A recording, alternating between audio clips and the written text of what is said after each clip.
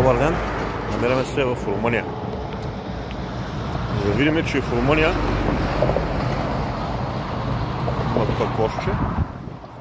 Ето има една хубава пейчица. Това са мои неща, нали, храната тук, нали, това, но колкото се направи тук пейчица, да седнеш да хапнеш. И тъй като сме много гладни, решихме да не са да хапнем, но забележите в каква обстановка ядеме.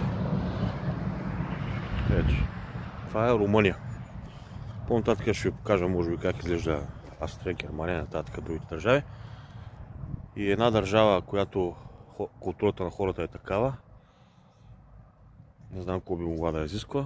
Културата на българите също е така и ние не знаем какви претенции бихме могли да имаме да изискваме.